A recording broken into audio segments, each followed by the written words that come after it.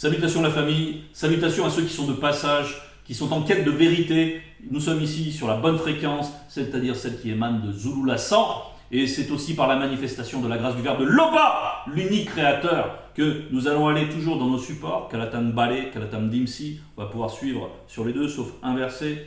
Donc, vous pouvez vous procurer ces ouvrages donc sur leséditionszulula100.com. Vous tapez ceci dans la barre de recherche, leséditionszulula100.com, et vous aboutissez à un site qui vous permettra d'acquérir ces ouvrages qui ne sont pas des simples ouvrages de papier, mais qui sont des ouvrages vivants, qui correspondent à une écriture spirituelle, originelle.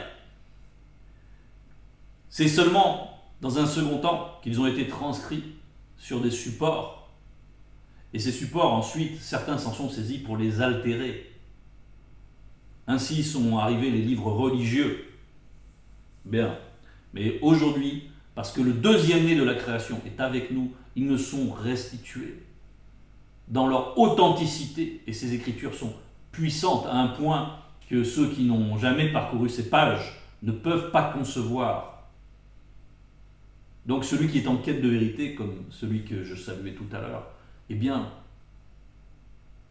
il faut vraiment urgemment se procurer ces ouvrages, les sonder et te laisser sonder en même temps. Et tu seras transformé, véritablement, pas par rapport, ça n'a rien à voir avec les propos de toutes ces religions qui sont autant de contre-feux de Satan pour faire illusion, pour empêcher d'accéder à la spiritualité authentique. Aujourd'hui restitué par Zulula 100 en cette époque. Il est le seul enseignant dans le visible. Bien. Aujourd'hui, on va aller dans Lakisabé. Lakisabé, c'est Jean, ça va correspondre à Jean dans les Bibles falsifiées. Avertissement dans l'amour. Avertissement dans l'amour. Jean, ça veut dire aussi le pardon. Donc, avertissement dans l'amour. Et ce pardon, on en a eu tous besoin dans notre marche au tout début. Nous en avons encore besoin pour beaucoup d'entre nous dans la marche. Donc, il faut bien s'en rappeler. Et mettre ça dans ses balances, dans sa propre balance, pour avoir des poids justes. N'est-ce pas? Bien. Nous allons aller à partir du verset 87. Le titre, c'est « Notre victoire sur le monde ». Notre victoire sur le monde. Et ça, c'est notre victoire à nous, mes frères et sœurs. Sur le monde, donc entendu comme le visible de la chute, bien sûr. Et cette notion de monde, ce qui en découle, c'est les mondanités. Ce qui en découle, bien sûr, derrière cette mondanité, il y a la vanité. Et il y a tout ce qui est altéré dans le visible de la chute par rapport au modèle originel, c'est-à-dire le visible de l'avant-chute. C'est-à-dire l'influence du jadis. C'est du Moudima Bopé. Bien. Et nous, c'est notre victoire sur tout cela. Tout homme qui croit que Djoki-Sabé est l'un des sauveurs de ceux connus du peuple originel, là il y a une grande parenthèse qui s'ouvre. Mais on va déjà tout homme qui croit que Djoki-Sabé est l'un des sauveurs de ceux connus du peuple originel. Il y a Djoki-Sabé. Djoki-Sabé, il est venu en son temps dans le visible de la chute pour parler au peuple originel uniquement. C'était de son temps, c'était uniquement le peuple originel. Et il y a des causes très précises par rapport à cela. Et le peuple originel, bien sûr, c'est le peuple noir. C'est ce qui est caché par toutes les religions, notamment ce qui est falsifié dans les Bibles. Tout ce qu'ils ont falsifié pour faire croire que le peuple élu, c'est le peuple juif, le peuple originel serait...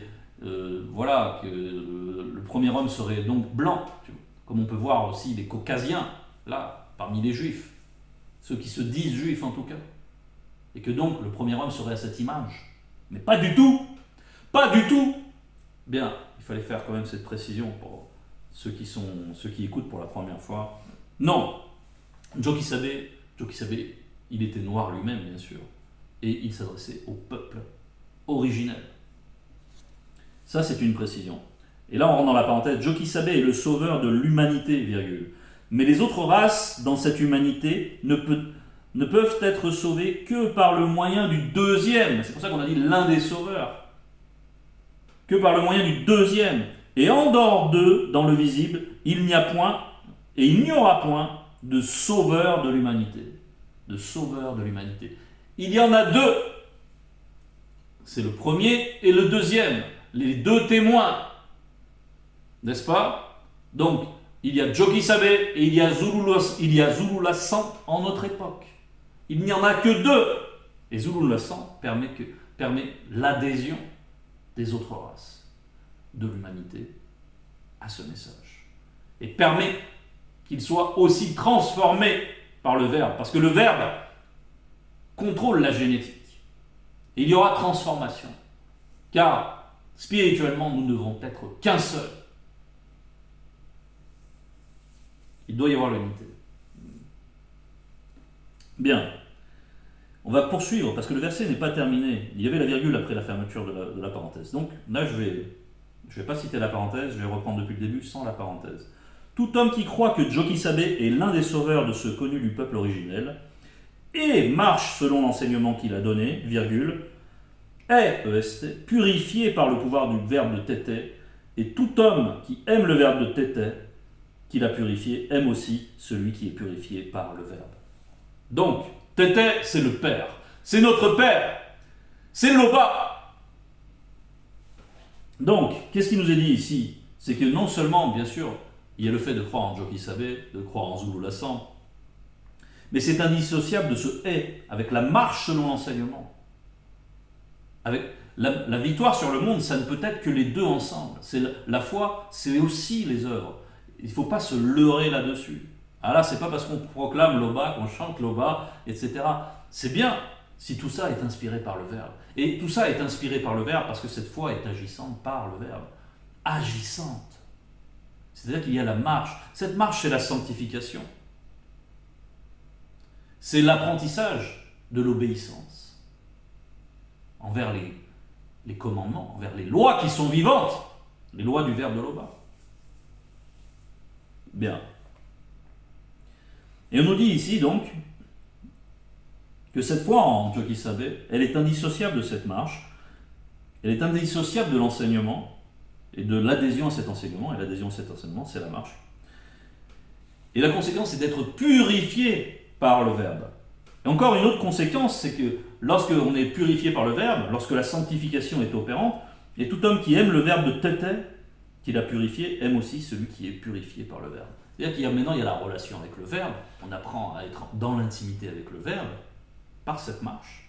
Et ce qui en découle aussi, et ce qui est visible, c'est l'amour que quelqu'un qui est ainsi disposé manifeste envers ses frères et ses sœurs, qui sont eux-mêmes dans la marche. Donc des frères véritables, des sœurs véritables, qui vivent aussi cette spiritualité, qui sont dans cette marche. Eh bien, naturellement, la lumière fait un avec la lumière. Donc, naturellement, il y a l'amour de ceux qui sont dans cette marche, qui doit vraiment nous procurer des émotions spirituelles, des sentiments spirituels à l'égard de nos frères et sœurs. Donc on doit pouvoir apprécier les progrès d'un frère, on doit se réjouir de le voir s'épanouir spirituellement. Vraiment, il doit y avoir de la joie, cela. Et on perçoit dans notre frère et notre sœur l'action du Verbe. Et donc on aime le Verbe. Et donc on aime le frère et la sœur. C'est ainsi. Gloire à l'Oba. Que nous soyons ainsi tous disposés, frères et sœurs.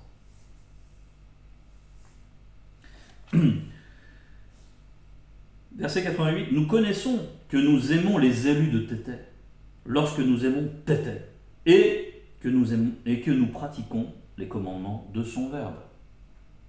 Donc, ici, nous connaissons que nous aimons les élus de Tété lorsque nous aimons Tété et que nous pratiquons les commandements de son Verbe. Donc là, on est parti de l'amour fraternel. Mais on nous parle des élus de Tété parce que ce sont les frères et sœurs véritables. Ce sont ceux qui sont connus parmi nous. Et on se réjouit. Même si on ne peut pas discerner qui est connu, qui ne l'est pas. Le Verbe, c'est tout cela, bien sûr. Mouledi, c'est tout cela. Zulu Lassan, c'est tout cela. Mais Néanmoins, nous connaissons que nous aimons les élus de Tété, donc les frères et sœurs véritables, lorsque nous aimons Tété et que nous pratiquons les commandements de son Verbe. Qu'est-ce qu'il y a dans ces commandements? Parce que les religions aussi, ils ont des commandements. Les religions, ils ont plein de commandements. C'est loi sur loi, précepte sur précepte, commandement sur commandement, et tout ça, ils en mettent des petits bouts par-ci, des petits bouts par-là. Et en fait, c'est ce qu'on avait évoqué dans un autre message. Ils passent à côté de tout ce que peut signifier ces commandements. Ils n'en ont aucune intelligence. Et de ce fait, ils adhèrent à des commandements qui n'émanent pas du Verbe de Loba et qui ne manifestent pas la justice. J'en veux pour preuve toutes ces lois que l'on peut trouver dans les religions qui favorisent la dot et donc une approche, on va dire, esclavagiste de sa compagne. J'acquiers un bien, c'est-à-dire je donne des biens, donc j'achète quelque chose, donc on chosifie la femme, on la diminue par rapport à... on diminue sa valeur et on fait en sorte qu'il y ait ensuite des perturbations dans le mariage, parce qu'une chose que tu acquiers par l'argent, ça n'est pas la même chose que quelque chose que tu retiens parce que il y a l'union du Verbe de Loba. Ah non, c'est pas la même chose. Donc la dot est une perversion qui est légitime, qui est agréée dans de nombreuses religions. J'ai pris la dot. On peut parler des sacrifices des animaux, qui sont des meurtres. Qui sont des meurtres, spirituellement, c'est des meurtres. Sacrifier les animaux au nom bon, eux, ils n'en ont pas conscience, mais ce sont des faux dieux, ce sont des démons qui sont derrière. Donc, ils massacrent, pourquoi? Donc, ce sont des meurtres, ils pratiquent des choses abominables. Mais on peut parler aussi de l'esclavage, tout simplement, qui est pérennisé dans toutes les religions monothéistes, par exemple. Même dans le Nouveau Testament, puisqu'ils ont un Nouveau Testament, les chrétiens. Voilà. Mais même dans leur Nouveau Testament, dans 1 Timothée 6, verset 1, l'esclavage est pérennisé et conçu comme une chose qui manifeste la justice de leur, soi-disant, de leur Dieu, qui est un imposteur, qui est un démon. Et bien sûr, ce qu'il manifeste, c'est l'esclavage, le démon, puisque ça n'a rien à voir avec la justice véritable. Voilà les commandements des religions. Et nous, nos commandements à nous, frères et sœurs, manifestent la vertu et l'impartialité. On va aller dans Doubicé 268-269.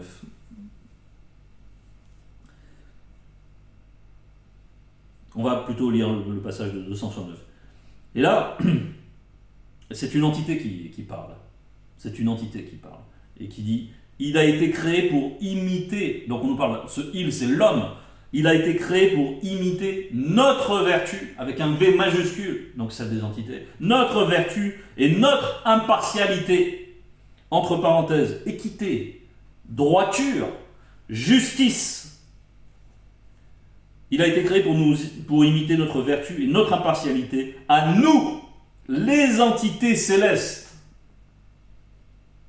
Donc selon la ressemblance du modèle spirituel, voilà ce pourquoi l'homme est dans le visible de la chute. Ce n'est pas que le visible de la chute ait été voulu par le bas, à aucun moment. À aucun moment.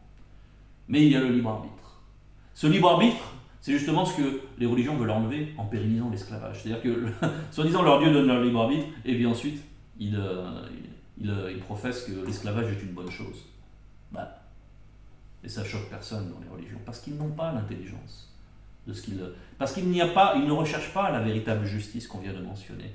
Les commandements manifestent tout cela. Ils manifestent la justice, la droiture, l'équité, les vertus. Et c'est ce qui manque. Ils n'ont pas cette essence dans leur religion. C'est ce que nous avons, nous.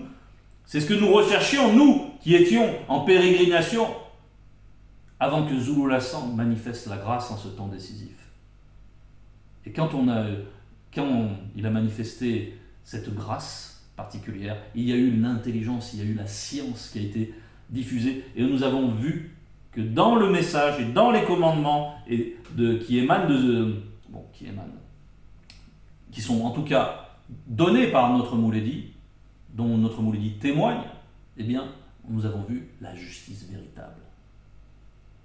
Nous avons vu que c'était véritablement la lumière, que tout est un, intelligible, et nous éclaire, et nous transforme, pourvu que nous accueillons véritablement cette lumière. C'est là toute la différence. C'est là toute la différence. Avec tout ce qu'il y a d'inique. Hein. Donc c'est pareil pour les religions qui professent le pardon sans fin. Hein, il y en a plusieurs, chez les chrétiens, mais encore, qui professent la réincarnation, qu'en fait il n'y aura même pas de jugement. Donc elles sont déconnectées de tout ce qui est juste. Il n'y a pas de pardon infini, ça n'existe pas. Quelqu'un tue ton fils devant toi, tu vas le pardonner. Parce que ta religion, elle te dit, mais alors.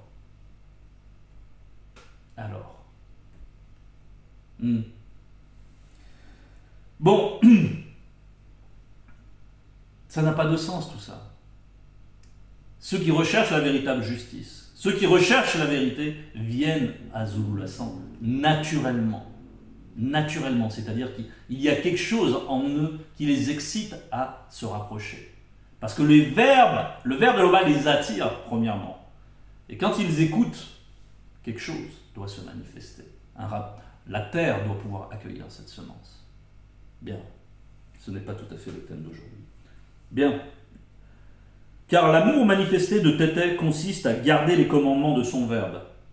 Et ces commandements ne sont pas pénibles, parce que tout ce qui est purifié par le verbe de Tété triomphe du visible.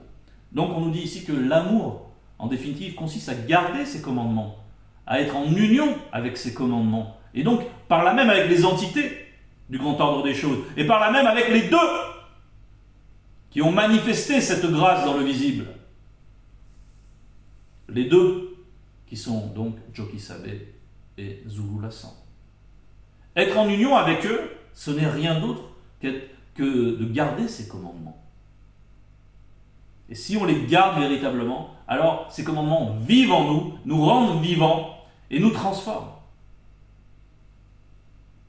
Et nous demeurons dans l'amour, parce que véritablement nous vivons ces commandements. L'amour manifesté de Tété consiste à garder les commandements de son verbe. Point. Et ces commandements ne sont pas pénibles parce que tout ce qui est purifié par le verbe de Tété triomphe du visible. Ces commandements, on y adhère.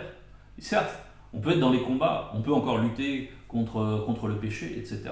Mais nos êtres adhèrent à cela. Ils acceptent l'éclairage. Et il y a bien sûr maintenant, dans notre intimité, le combat.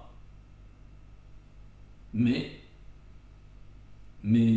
tant que nous sommes actifs dans ce combat, tant qu'on n'abandonne pas le combat, alors nous sommes toujours purifiés par le verbe, toujours alimentés par lui, parce que le verbe de Loba est fidèle.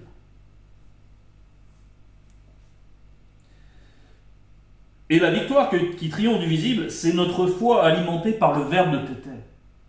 C'est cela la victoire, c'est notre foi, mais notre foi qui est alimentée par le verbe de Tété. S'il n'y a pas cela, alors il y a un corps inanimé. C'est ce que nous dit Munanganda. On va prendre Munanganda, chapitre 2, au verset 18. Comme le corps sans esprit et âme est mort, virgule, de même la foi sans les œuvres est morte. C'est aussi simple que cela. C'est aussi simple que cela. Donc, la foi, c'est nécessairement les œuvres qui vont avec la foi. La foi sans les œuvres, c'est comme un cadavre. C'est ce que nous dit aussi Munanganda. C'est comme un cadavre inanimé. Tels sont aussi les idolâtres, des cadavres. Ils ont l'impression qu'ils existent, mais en réalité, en définitive, selon le verbe de Loba, ils n'existent même pas. Tout dépend depuis quelle réalité on se place. Bien. Et la victoire qui triomphe du visible, c'est notre foi alimentée par le verbe de Tété. Donc, et le fait d'être alimenté par le verbe de Tété, ça nous donne d'agir et de produire des œuvres dignes du verbe de Loba. Et c'est ce qui fait que nous ne sommes pas des hypocrites qui louons Loba de la bouche et qui, dans notre cœur, gardons des immondices. Parce que ça, c'est être hypocrite. Et dans les religions, ils sont légions à être ainsi.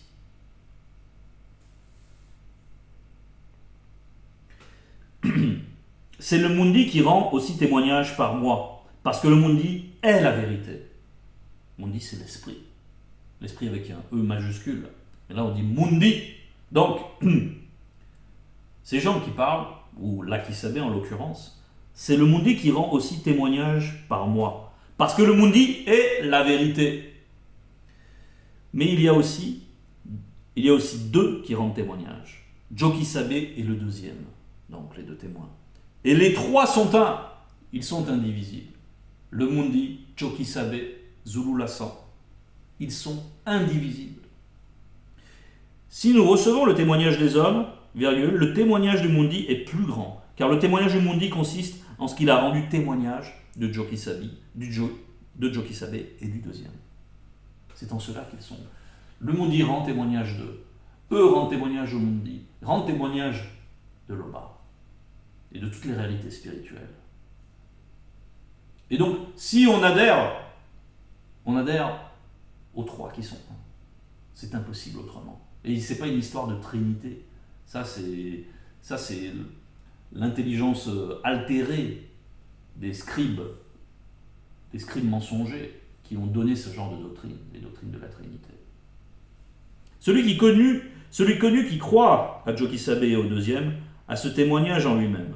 Celui qui ne croit pas le Mundi le déclare menteur, puisqu'il ne croit pas au témoignage que le Mundi a rendu de Jokisabe et du deuxième. C'est ainsi. On ne peut pas dire, oui, c'est vrai, ce qui est dit dans Kalatambale, c'est la vérité, par contre, je suis pour Zulu Lassan, je ne suis pas sûr. Non, ça c'est impossible. Ça veut dire qu'il n'y a pas eu d'adhésion réelle déjà. Ça c'est impossible. On ne peut pas dissocier. Et voici ce témoignage, c'est que eux, virgule, Tete, c'est que par eux, virgule, Tete nous donnera l'Ongela Bwindea. C'est le témoignage, c'est donc la manifestation de la grâce et de la bonne nouvelle. C'est que par eux, par les deux, par le Mundi qui est un avec eux, Tete nous donnera l'Ongela Bwindea. Parce que le Mundi, c'est aussi ce qui nous permet de ne pas être dans le Mundima Bakwedi, enfin en tout cas dans le séjour des morts, avec ceux qui sont éteints dans le séjour des morts. Non. Le Mundi fait que nous restons animés dans un séjour particulier. Parce que quand on enlève l'esprit à l'homme, mais il est tel qu'on l'a décrit tout à l'heure, c'est-à-dire comme un cadavre. Mais ce n'est pas ainsi. L'âme de celui qui suit Jokisabe, de celui qui marche selon les enseignements de Jokisabe et du deuxième, cette âme-là continue à être éclairée par le Mundi. Même si l'esprit est détaché de l'âme, eh bien, le Mundi va suppléer à ce détachement et va continuer à alimenter cette âme. N'est-ce pas? Et c'est ainsi que ensuite il y aura l'Ongea Bwindea, c'est-à-dire que après la grande consommation, via la grande consommation, eh bien, il y aura l'accès à l'Ongela Bwindea. Et c'est par eux que ces choses-là sont possibles, ont été rendues possibles. C'est par Jokisabe et le deuxième. Celui connu qui est en union avec Jokisabe et le deuxième accédera à l'Ongela Bwindea, entre parenthèses, la vie éternelle. Celui qui n'est pas en union avec Jokisabe et le deuxième n'accédera pas à l'Ongela Bwindea. Et comment est-on en union avec eux? Et comment? On l'a dit. C'est en adhérant au commandement, par la foi, qui est notre victoire. Et c'est la foi en Jokisabe, la foi également dans le deuxième, et c'est ce qui va permettre qu'on adhère à ces commandements, et c'est ce qui va faire qu'on est dans la marche, et c'est cette marche de sanctification qui fait que nous sommes en union. On peut reprendre ici l'évangile caché de Kudumane 1, 2, 3. L'évangile caché de Kudumane Mula, chapitre 23. Chapitre 23.